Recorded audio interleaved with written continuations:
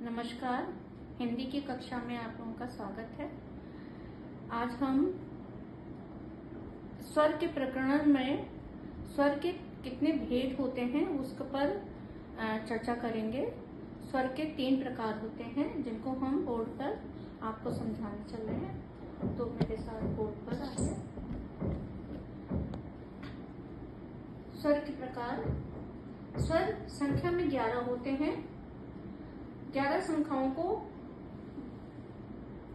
3 भागों में बांटा गया है, जिसमें पहला स्वर है ह्रस्व स्वर। ह्रस्व मतलब जो मूल स्वर होता है, जिन स्वरों से और स्वर बनते हैं, मूल स्वर। ये संख्या में 4 हैं, अ, ई, उ और री। ये 4 स्वर जो हैं वो मूल स्वर कहलाते हैं, जो कि ह्रस्व स्वर के नाम से जाने जाते हैं। इनके उच्चारण करने में कम से कम समय लगता है, मतलब जितना कम से कम समय लगाएंगे उतना ही समय लगता है। आप अगर इनको बोलेंगे तो आपको ये सारे स्वर जो होते हैं, जो ह्रस्व स्वर होते हैं, वो मुंह के अंदर ही रहते हैं, मुख के बाहर नहीं आते।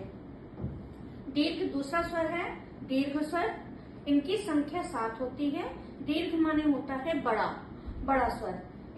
इसके पहले वीडियोज में हमने दीर्घ स्वर और ह्रस्व स्वर की चर्चा की हुई है, आप उसमें और विस्तार से जान सकेंगे। इनकी संख्या 7 होती है। आ, ई, उ, ए, आए, ओ, आओ। ये 7 संख्या में जो स्वर हैं, इनका उच्चारण जो होता है वो ह्रस्व स्वर की तुलना में 2 गुना समय लगता है।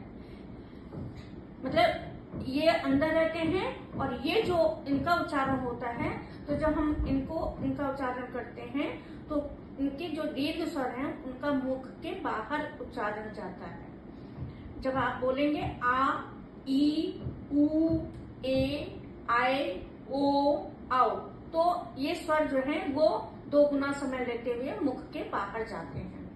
प्लुत स्वर में एक चिन्ह होता है एस का। ये एस का जो चिन्ह होता है वो छोटे आ का स्वर होता है, जो कि छुपा होता है। संस्कृत भाषा में इसको अधिकतर प्रयोग किया जाता है।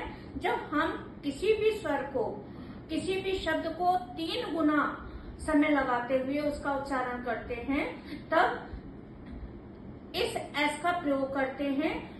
इसका प्रयोग आपने देखा होगा संगीत के क्षेत्र में भी।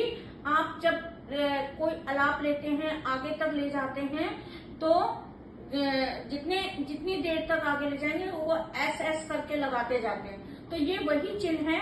इसी तरीके से जब हम ओम बोलते हैं और ओम का उच्चारण जब और अधिक देर तक बोलते हैं, तो उसमें 3 गुना समय, ह्रस्व स्वर से 3 गुना समय अधिक लगता है। तो इस बात को आप समझ लीजिए कि इस चिन्ह को क्या कहते हैं।